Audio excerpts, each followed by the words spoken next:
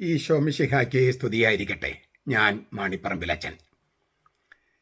ഏകം സ്വതന്ത്ര സഭയുടെ കുർബാന വേണ്ട, ഇല്ലിസിറ്റായ കുർബാന വേണ്ട, സീറോ മലബാർ സഭയുടെ കുർബാന മതി, മെത്രാൻ സിനഡ് തീരുമാനിച്ച കുർബാന, മാർപ്പാപ്പ അംഗീകരിച്ച കുർബാന, മറ്റെല്ലാ രൂപതകളിലും നടപ്പാക്കിയ കുർബാന, ആ കുർബാന മതി എന്ന ഒരൊറ്റ ആവശ്യം ഉന്നയിച്ച് സുറിയാനി കത്തോലിക്ക സഭയുടെ വിശ്വാസികൾ എറണാകുളം ഭദ്രാസന ദേവാലയത്തിൽ കഴിഞ്ഞ ഒരു മാസത്തോളമായി അപേക്ഷകളോടെ കുത്തിയിരിക്കുകയാണ്. ചിലപ്പോൾ പ്രാർത്ഥിച്ചും ചിലപ്പോൾ അപേക്ഷിച്ചും അവരവിടെ കുത്തിയിരിക്കുകയായിരുന്നു ഒരു മാസത്തോളമായി. ഇന്ന് സിനഡിന് മുമ്പ് അവരെ ഭദ്രാസന ദേവാലയത്തിൽ നിന്ന് ഇറക്കിവിടണമെന്ന് ആർക്കെങ്കിലും മോഹമുണ്ടായിരുന്നിരിക്കണം.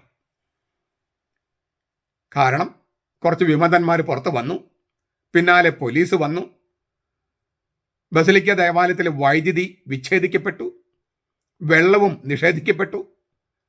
ഇങ്ങനെ മനുഷ്യാവകാശ ലംഘനങ്ങൾ ഒന്നിന് പുറകെ ഒന്നായി നടന്നുകൊണ്ടിരിക്കെ ഇത് കേട്ടറിഞ്ഞ സഭാവിശ്വാസികൾ അവിടേക്ക് ഓടിക്കൂടി. തങ്ങളുടെ സഹോദരി സഹോദരന്മാർ പള്ളിയിൽ തങ്ങൾക്ക് വേണ്ടിയാണ് ഇരിക്കുന്നത് എന്ന് തിരിച്ചറിഞ്ഞ വിശ്വാസികൾ ഓടിക്കൂടി. ഒരു 300ഓളം പേരാണ് അവിടെ ബസലിക്ക ദേവാലയത്തിൽ ഇന്നലെ എത്തിച്ചേർന്നത്. അവർ മെഴുകുതിരി കത്തിച്ച് പ്രാർത്ഥനയോടെ ഒരു പ്രദക്ഷിണം പോലെ തങ്ങളുടെ അപേക്ഷകൾ, തങ്ങളുടെ പ്രാർത്ഥനകൾ ഒരൊറ്റ കാര്യമേ ഉള്ളൂ: മെത്രാൻ സിനഡ് തീരുമാനിച്ച കുർബാന, സഭയുടെ കുർബാന ഞങ്ങൾക്ക് വേണം, മാർപ്പാപ്പ അംഗീകരിച്ച കുർബാന ഞങ്ങൾക്ക് വേണം, ഏകം സ്വതന്ത്ര സഭയുടെ ഇല്ലിസിറ്റ് കുർബാന ഞങ്ങൾക്ക് വേണ്ട. ഇതിനേക്കാൾ ന്യായമായ ഒരു ആവശ്യം ഇതിനേക്കാൾ മെച്ചപ്പെട്ട തരത്തിൽ ചോദിക്കാൻ പറ്റുമോ? അതാണ് അവർ ചെയ്തത്. തീർച്ചയായിട്ടും ചിലരെല്ലാം മെത്രാന്മാരോടുള്ള രോഷം, കലിപ്പ് വാക്കുകളിലൂടെ പ്രകടിപ്പിക്കുന്നുണ്ടായിരുന്നു. അതെല്ലാം അവരുടെ ആ നേരത്തെ വൈകാരികമായിട്ടുള്ള ഒരു, തീർച്ചയായിട്ടും അത് ഉണ്ടായില്ലെങ്കിലേ അത്ഭുതമുള്ളൂ. ഏതായാലും രാത്രി 9 മണി ആയപ്പോഴേക്കും വൈദ്യുതി പുനഃസ്ഥാപിക്കപ്പെട്ടു. ഈ ചെയ്യുന്നതെല്ലാം തെറ്റാണെന്ന് ബോധ്യം വന്നിട്ടോ അതോ ഇവരുടെ ഇടയിലുള്ളവർ തന്നെ ശ്രമിച്ചിട്ടോ, ഏതായാലും വൈദ്യുതി പുനഃസ്ഥാപിക്കപ്പെട്ടു. വിശ്വാസികളുടെ കണ്ണീരിൽ കുതിർന്ന പ്രാർത്ഥനയാണ് നമ്മൾ ഇന്നലെ കണ്ടത്. ഇതൊരുപക്ഷെ കണ്ടില്ലെന്ന് വെക്കാൻ മെത്രാന്മാർക്ക് കഴിയുമായിരിക്കും. എന്നാൽ വിലപിക്കുന്നവർ ഭാഗ്യവാന്മാർ എന്ന് ഞങ്ങളുടെ കർത്താവായ ഈശോ മിശിഹ പറഞ്ഞിട്ടുള്ളതിനാൽ, അവൻ്റെ വാക്കുകളിൽ ഞങ്ങൾക്ക് വിശ്വാസമുള്ളതിനാൽ, വിശ്വാസികളെ ഏറ്റവും ന്യായമായ ഈ വിലാപം, ഈ സങ്കടം സങ്കീർത്തകനെ കൂട്ടുപിടിച്ച് സമർപ്പിക്കട്ടെ. പരാജിതരുടെ വിലാപഗാനം പഴയ നിയമത്തിലുണ്ട്. സങ്കീർത്തനം 44 അങ്ങനെ ഒരു പരാജിതരുടെ വിലാപഗാനമാണ്. ഞങ്ങൾ സഭയുടെ വിശ്വാസികൾ നേതാക്കന്മാരുടെ പിടിപ്പുകേട് മൂലം പരാജിതരായിരിക്കുകയാണ്. അതുകൊണ്ട് വിലപിക്കുന്നവർ ഭാഗ്യവാന്മാർ എന്ന ആ ഭാഗ്യം ഞങ്ങൾക്ക് ലഭിക്കാൻ വേണ്ടി, കർത്താവ് ഈശോ മിശിഹ പറഞ്ഞ ആ സൗഭാഗ്യം ഞങ്ങൾക്ക് ലഭിക്കാൻ വേണ്ടി, ഞങ്ങളുടെ സങ്കടങ്ങൾ, വിശ്വാസികളുടെ കണ്ണീരിൽ കുതിർന്ന പ്രാർത്ഥന പരാജിതരുടെ വിലാപഗാനമായി ഇവിടെ സമർപ്പിക്കട്ടെ. നിങ്ങൾ ഇതോടൊപ്പം എന്നോടൊപ്പം പ്രാർത്ഥിക്കണമെന്നും സഭയുടെ കുർബാന കിട്ടാൻ വേണ്ടി കുത്തിയിരിക്കുന്ന നമ്മുടെ സഹോദരി സഹോദരന്മാരോട് പൂർണ്ണമായി താതാത്മ്യപ്പെട്ട് ഐക്യദാർഢ്യം പ്രഖ്യാപിക്കണമെന്നും ഞാൻ അപേക്ഷിക്കുകയാണ്. സങ്കീർത്തനം 44. ദൈവമേ, പൂർവകാലത്ത് ഞങ്ങളുടെ പിതാക്കന്മാരുടെ നാളുകളിൽ അങ്ങ് ചെയ്ത പ്രവൃത്തി അവർ ഞങ്ങൾക്ക് വിവരിച്ച് തന്നിട്ടുണ്ട്. ഞങ്ങളുടെ ചെവി കൊണ്ട് ഞങ്ങളത് കേട്ടിട്ടുമുണ്ട്. അങ്ങ് സ്വന്തം കൈകൊണ്ട് ജനതകളെ പുറത്താക്കി ഇവരെ നട്ടുപിടിപ്പിച്ചു. ഇവരുടെ തടസ്സം നീക്കാൻ അങ്ങ് വംശങ്ങളെ നശിപ്പിച്ചു. തങ്ങളുടെ വാളുകൊണ്ടല്ല അവർ ദേശം കൈവശമാക്കിയത്, സ്വന്തം ഭുജം കൊണ്ടല്ല അവർ ജയം നേടിയത്, അങ്ങയുടെ ഭുജവും അങ്ങയുടെ മുഖപ്രകാശവും കൊണ്ടത്രേ. അങ്ങേക്ക് അവരോട് പ്രീതിയുണ്ടായിരുന്നുവല്ലോ. ദൈവമേ, അങ്ങ് എൻ്റെ രാജാവാകുന്നു. യാക്കോബിന് രക്ഷ കൽപ്പിക്കണമേ. അങ്ങ് വഴിയായി ഞങ്ങൾ വൈരികളെ തള്ളി വീഴ്ത്തും. ഞങ്ങളോട് എതിർക്കുന്നവരെ അങ്ങയുടെ നാമത്തിൽ ചവിട്ടി മെതിക്കും. ഞാൻ എൻ്റെ വില്ലിൽ ആശ്രയിക്കുകയില്ല, എൻ്റെ വാള് എന്നെ രക്ഷിക്കുകയുമില്ല.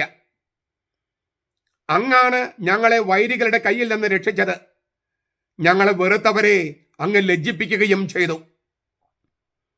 ദൈവത്തിൽ ഞങ്ങൾ നിരന്തരം അഭിമാനം കൊള്ളുന്നു. അങ്ങയുടെ നാമത്തിന് നിത്യവും സ്തോത്രം ചെയ്യുന്നു. സേല. ഇപ്പോഴോ അങ്ങ് ഞങ്ങളെ തള്ളിക്കളഞ്ഞ് ലജ്ജിപ്പിച്ചിരിക്കുന്നു. ഞങ്ങളുടെ സൈന്യങ്ങളോടൊപ്പം അങ്ങ് പുറപ്പെടുന്നതുമില്ല. വൈരിയുടെ മുമ്പിൽ തോറ്റോടാൻ അങ്ങ് ഞങ്ങൾക്കിടവരുത്തി. ഞങ്ങളെ വെറുക്കുന്നവർ ഞങ്ങളെ കൊള്ളയടിക്കുന്നു. ഭക്ഷണത്തിനുള്ള ആടുകളെ പോലെ അങ്ങ് ഞങ്ങളെ ഏൽപ്പിച്ചു കൊടുത്തു. ജനതകളുടെ ഇടയിൽ അങ്ങ് ഞങ്ങളെ ചിതറിച്ചിരിക്കുന്നു. അങ്ങയുടെ ജനത്തെ വില വാങ്ങാതെ വിൽക്കുന്നു.